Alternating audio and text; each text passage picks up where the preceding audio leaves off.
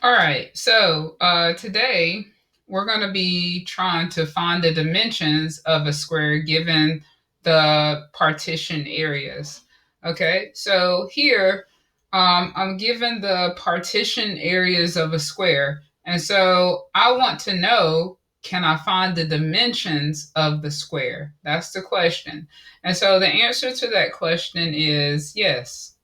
I can find the dimensions of that square. So first of all, if I look inside the square, I see the partition areas already.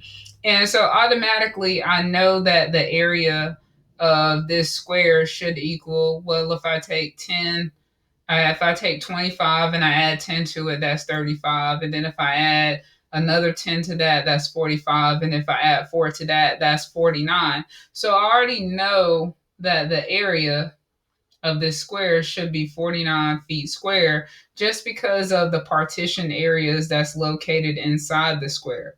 Okay, but the question is, can I find the dimensions of the square? So, yes, I could. And so to find the dimensions of the square, I would have to start with one of the partitions. So looking here, if this is 4 feet square, just this one area, so maybe could this not be a 2 feet by 2 feet square here? Okay, possibly. All right, now if that's a 2 feet by 2 feet, then, and this is an area of 10, then what might the length of this be? Because I already know that this has to be 2, and so this must be what? That's right, 5. Okay, this has to be 5 feet here. Okay. Now, how can I check myself? When you multiply the areas, you should get 10. So 5 times 2 is 10. Yes, that's right. So that means that this also has to be 5 feet. Okay. How do I know that this is 5 feet? Because this is square. So the dimensions have to be the same.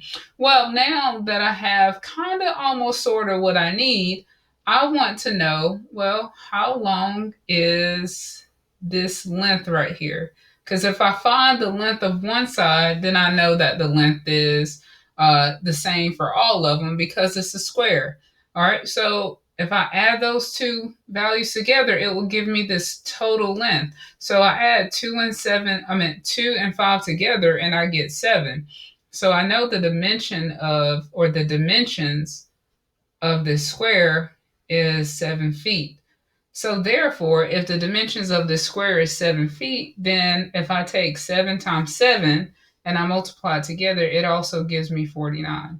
So can I find the dimensions of a square given the partition areas of a square? And the answer is yes.